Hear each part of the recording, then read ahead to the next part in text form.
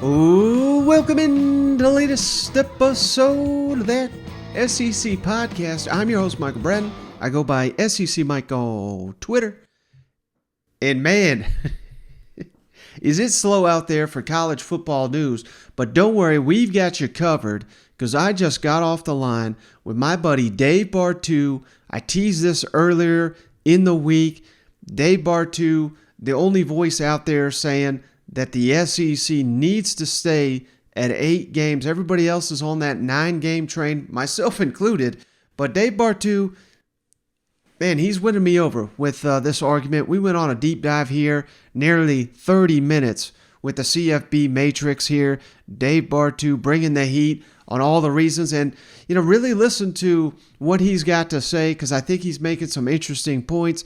And I love the fact, maybe my favorite part of this conversation is, we try not to spend too much time thinking about the college football playoff on this show because I don't know if you guys noticed this, but heading into the season, people got to give playoff picks and they're eyeing the playoff, and it's almost like to hell with the regular season. And we just don't think that way on this show because there's so many other games in the SEC, conference games, rivalry games, and hell, just games like Ole Miss, Tennessee last season that, those aren't necessarily, I know those are traditional rivals, but they don't get to play that often, yet they come together and one hell of a game and one hell of an environment to seep in. But you're telling me that game doesn't matter now because it had no implications on the playoff.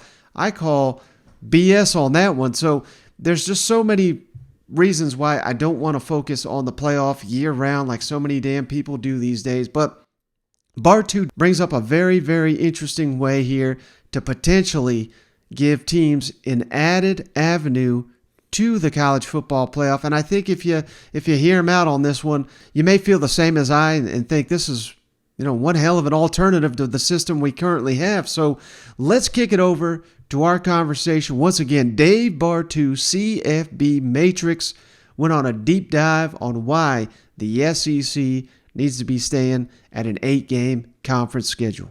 Well, we're pleased to once again be joined by the man, the myth, the legend, Dave Bartoo. You know him as the CFB Matrix. Dave, thank you so much for joining me once again. I really appreciate it. No, always a pleasure, man. Craziest group of fans in the country is SEC country. So, a lot of people call me crazy too with the way I tell stories with numbers. So it's peas in a pod, buddy. Peas in a pod. Yeah, no doubt. And the reason I wanted to have you on, I know you're working on side projects. We'll get to that in a moment here involving the SEC, but we had a little conversation here on Sunday. I'm all aboard on this 9-game SEC schedule, or at least I was until I got on the phone with you, hammering home the points of why the SEC really needs to double, triple, and quadruple check. They really want to do this. Why is it that you're hammering home the point that the SEC should stay at the 8-game conference model? I just see it long term. After going over everything, I just believe it keeps the SEC in the conversation better. I think by going to 9, now I think they have to. Okay, let me say that is I think they have to go to 9 because of adding Texas and Oklahoma. Because 7 plus 1, it just doesn't work, man. It's just you're gonna go 6 years and play a team, some of these teams one time. And we saw this with Western, the Western Athletic Conference that tried 16, didn't work. But I think the SEC has to go there. But I believe it is going to be a diminishing return for the conference as a whole, and specifically certain teams are really going to feel the brunt of it. And I know you and I talked about a bunch of different things. You think recruiting is going to get better. I think it's going to get a lot worse for some teams, and so if it was me, the only reason I can see them going to 9-3, besides having to for Texas and Oklahoma, is just money. It's got to be for money because it's a numbers game. I've said over and over with the SEC is never leave 8-4 because the numbers game for the playoffs is all about quality wins. It's all about top 25 wins. And It's all about strength of schedule. And at 8 conference games and 4 non-conference games, the SEC was getting all of that. Okay. And so when you go to 9-3, you're going to have fewer top 25 teams. You're on average, everybody's adding a loss, so you're taking a step back there. You're going to have fewer bowl teams. Your 6-6 team is now going to be 5-7. And it's hard to create new fans outside of alumni. And so once you go to 9, there's no going back. And I just think 8-4 is better for college football. And I certainly think it's better for the SEC long term. I know it's exciting right now, but I think that excitement's going to be wearing off pretty quick when you got a bunch of 500 teams in November. Right, and one of the main points you were making, Dave, if you wouldn't mind explaining it in further detail, is just the injury rate and how those will basically skyrocket in the SEC when they add another conference game.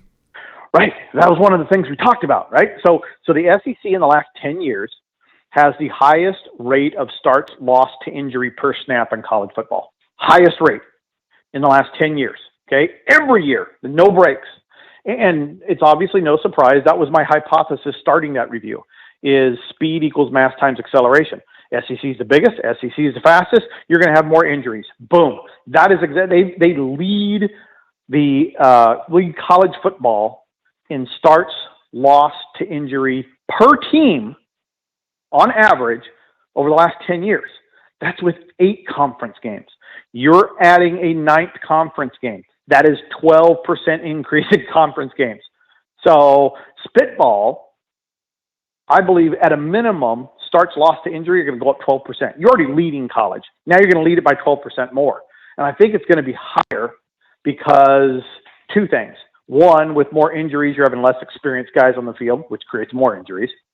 And they're going to be more tired. They're going to be more beat up. Example, Mississippi State. In November this year, they're playing East Tennessee. Next year, that might be Tennessee. You're going to be tired. You're going to be more beat up. That's going to get you more hurt. So I feel that by going to 9, starts lost to injury, 12 to 19% increase over the next 5 to 10 years, or depending on how long it lasts. But I absolutely see the injuries piling up. And not only is that bad for the conference, but if you're a Ohio State, if you're a Clemson, if you're a Miami, if you're another really good recruiter, you're using this as leverage, and because development, man, really didn't matter where you go that much. I know a lot of people say otherwise, but you look at the numbers, it's just recruiting. Guys show up, they get to the NFL, and if my kid had an NFL opportunity, play the same amount of games no matter where they were at, and be a team above 500. It may not be everybody, but wouldn't it be logical to think that some kids are going to get recruited away because of the injury risk? I believe so, and I believe it's going to be used against the SEC. Yeah, and one gripe, people have about the SEC, Alabama, Georgia, they're just so dominant in the league. They already have all the best players. If they got the best depth too. I mean, this may just put them at an even further advantage over, let's say a Kentucky. If they were to make a miracle run this year, that would just make that task that much harder with just having a lack of depth, wouldn't you think? Exactly. Same thing with the playoffs, right? You expand the playoffs and you take the regular. We were at, 20 years ago, you could win 11 straight games to win a national title, right? Georgia Tech, BYU, you got to win 11, 12 straight games, and you win a national title. And every time you add a game, this is like adding rounds in boxing or adding time in wrestling. If there's no weight class, the more time, the better the team is, the better odds are for the team with depth and talent. So the results, by adding more playoff games, you're less likely to have a Cinderella. Same thing with the SEC. You add that 9th game, Kentucky, the Missouris, the Arkansas, South Carolina, the dream of a division title is farther away. It's not closer. It is significantly farther away. So now, teams that maybe had more hope in the past, it is less hopeful It's still really great for the Georgias of the world, Alabamas of the world, the team, LSU's, the teams that can recruit at a top 10 level anytime, anywhere with any record. But your middle ones, your South Carolina, your Auburn, your Mississippi State, Arkansas, it's that much farther away. There's less hope. The season is less exciting because your odds have dropped. It is against you, not for you. And so that is another reason why I think 9-3 is less than 8-4 going forward from a personal emotional investment by all the fans. Yeah, and another interesting point I had not considered that you made, we'll have a glut of teams in the middle of the SEC with 3-5 or 4-5, 5-4 type SEC records, and what that does at the end of the season, you're going to have less ranked matchups. You're going to have less opportunities to even advance your playoff profile, so to speak, because you're not getting maybe two ranked teams in the Egg Bowl, two ranked teams in the Iron Bowl. That is also something that I had not even considered that I thought was a good point made by you. Right, because when you look at the playoffs right now, when you look at the committee, there's two things that are incredibly important, and the SEC has monopolized it at 8-4.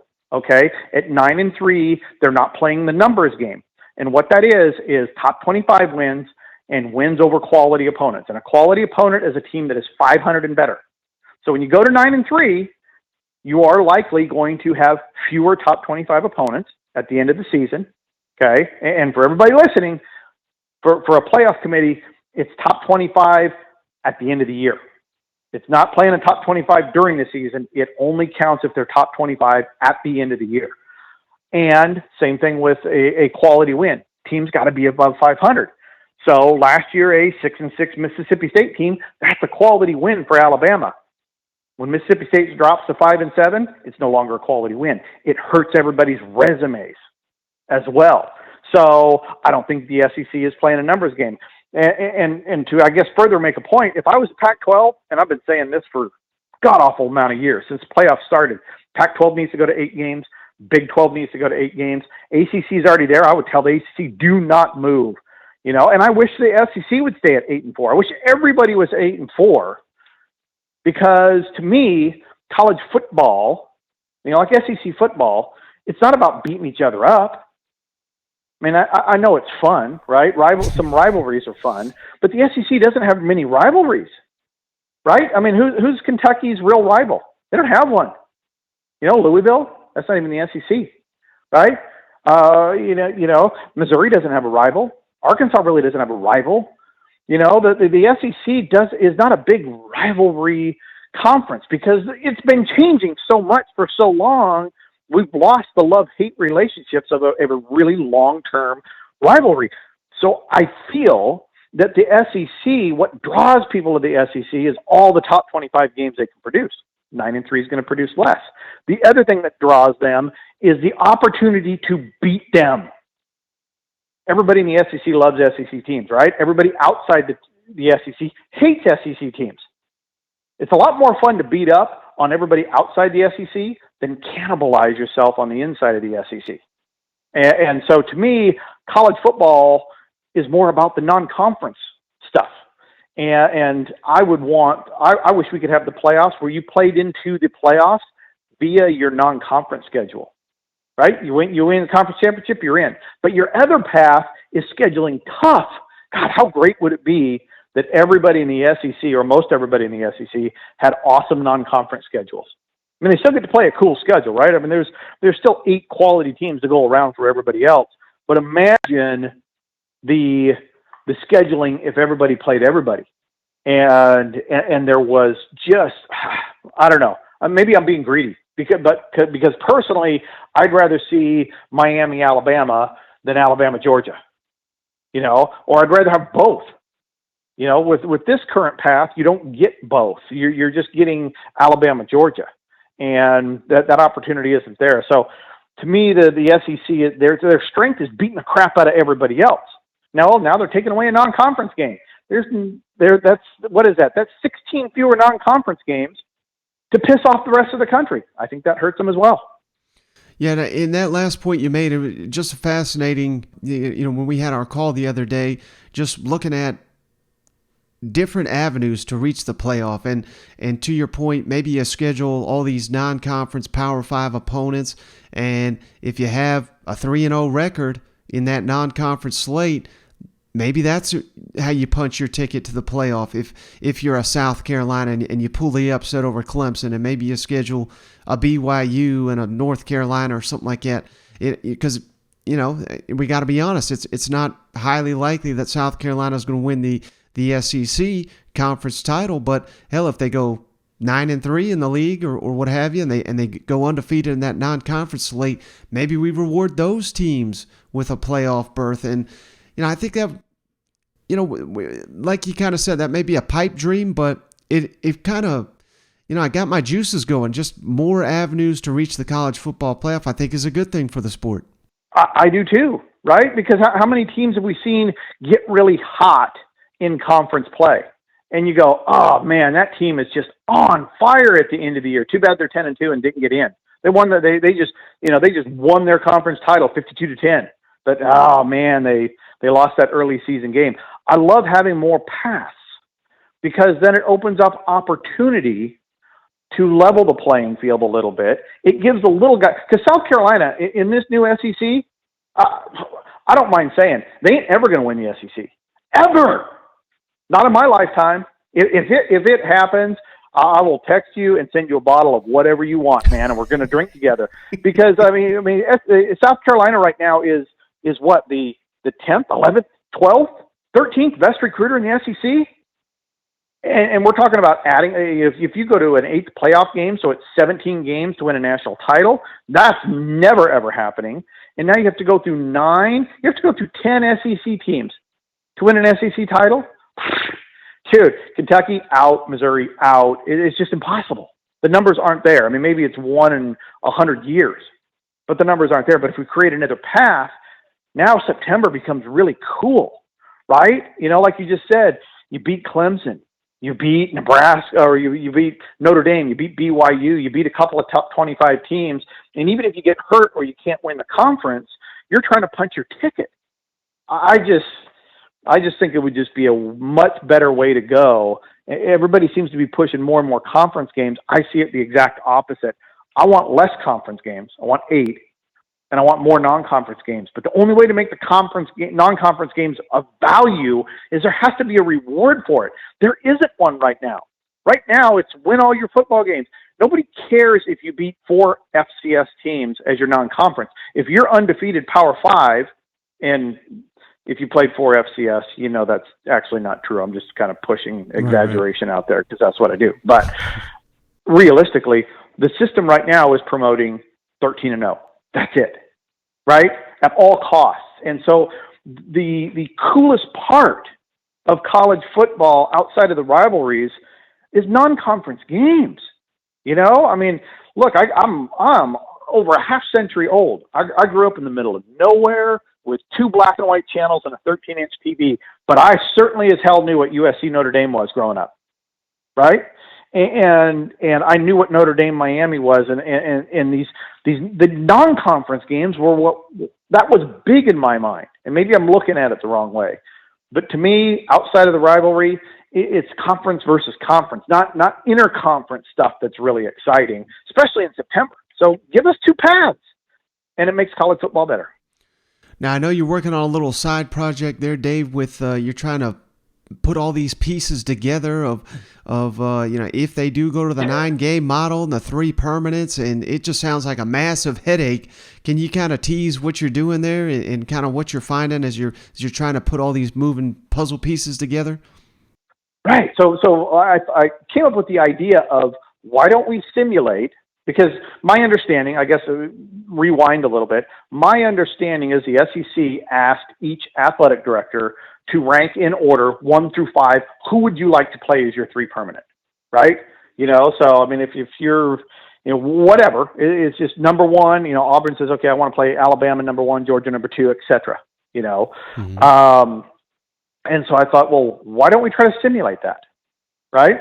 Because we got college football playoff simulators. Writers went through all of that and described their their experience with that. Why don't we simulate what we believe the SEC to do? And so I reached out to a bunch of my followers, a lot of writers, and I got volunteer ADs. I got a writer that covers every single team in the SEC. And without seeing anybody else's response, I asked for everybody to submit their 1 through 5. I didn't need a reason for it, And I'll give you an example. The number 1 for Alabama was LSU. That was number 1 for Alabama. They wanted LSU first more than anything else. And you go, why wouldn't it be Auburn? Because they know they're going to get Auburn, right? That game ain't going nowhere. Auburn was number 5 on their list because what was more important to the Alabama guy was high-end games, which is LSU, and recruiting. Louisiana arguably is the best state to recruit out of. I mean, outside of Alabama, LSU has more NFL starts in the last 10 years than anybody, okay, regardless of the record. And so it's recruiting. It's an elite brand matchup. And so I'm going through this process right now. I actually have everybody. I have all 15 in front of me right now, except Auburn. And there's not a lot of room. I mean, we know Auburn's already going to get Alabama. So there's really only 2 more that are left. But there's a bunch of things that are surprising me with it. Who everybody wants. It might surprise your listeners that the top 2 teams that were on the list the most, LSU and Mississippi. The team that people wanted the least, South Carolina. So, that alone, I was like, oh man, I didn't expect that. Right. And then you start looking at these rankings, and then the real difficulty is matching everything up. It is extraordinarily complex because when you move 2 teams, it ripples through the whole thing, and you basically got to start over. So anyways, it's only I got about 48 hours left to finish this up and then write the articles, and I will be sure to send everything to you so you can review it. Your listeners can follow along, and everybody that participated, you can bring them on for interviews just like this and talk to them about why did you think the AD would do it this way. And it gives you the entire schedule, all 3x16 plus everybody's 6x6 games that they have. So I think it's a fun project, and I think it's kind of eye-opening for fans to really step back and take a look at the big picture of how it all could work out. Now, last question I got for you, Dave. I know this is something that you're kind of passionate about as well, but just, if they go to this 9 games, it's going to make these schedules so ridiculous.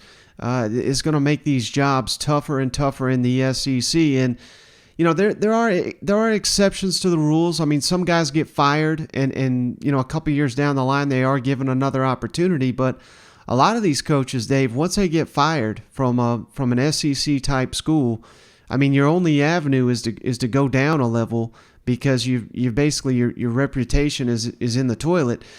Do you think this is going to make I don't know how, I know you evaluate all these coaches and you give them grades and everything. Do you think going to a 9-game schedule would keep elite coaches from wanting to come to the SEC? I think you could maybe make the argument that Lincoln Riley looked at it and said, well, hell, I'm not going to LSU. I'd rather go to Southern Cal for that very reason. That was my exact response when it happened, because I knew he was with the work I do with athletic directors. I knew what LSU was doing, and I knew Riley was part of that.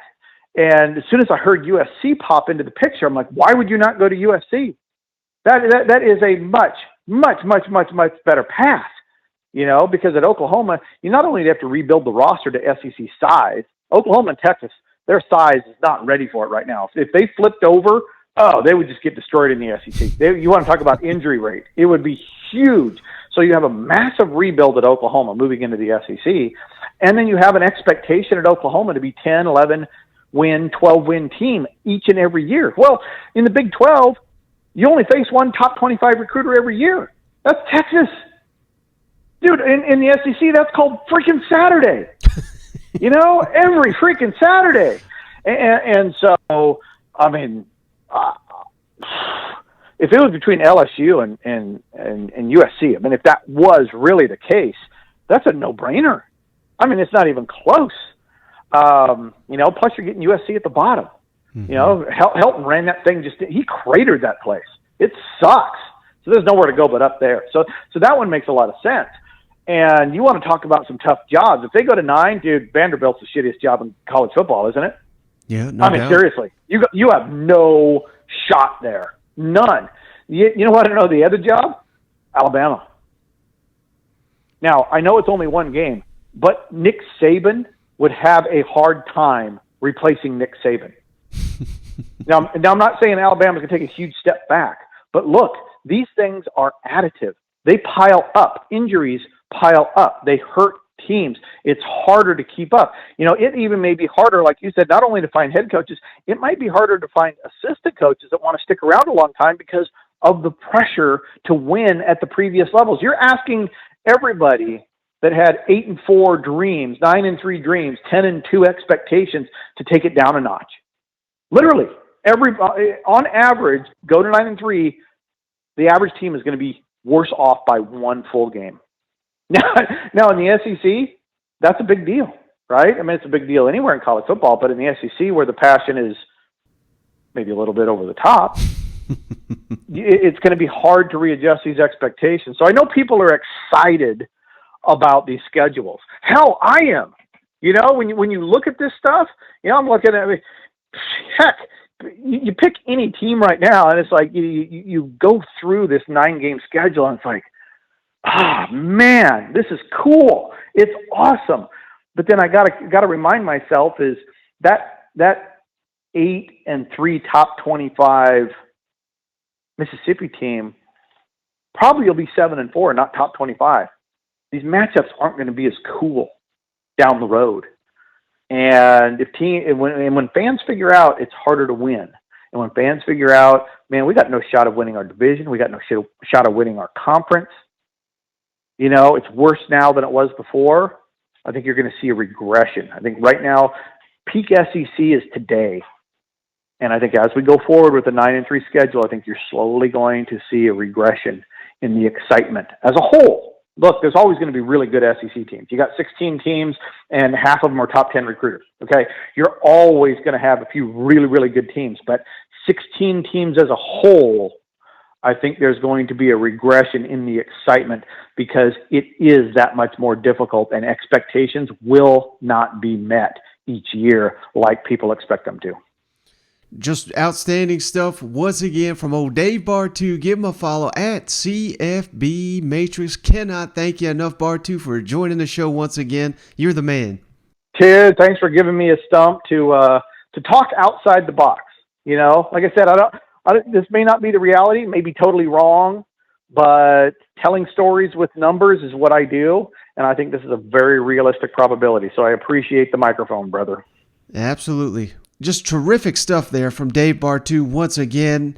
I really appreciate our chats there. Nobody else doing it quite like Mr. Dave Bartoo. And in the coming days, he's going to release his data on the hypothetical scheduling draft that he's talked about there. So I look forward to that information that I'll be certainly sharing with you guys as soon as I have it. But just another way to think about the SEC and the future and where we want this league to go.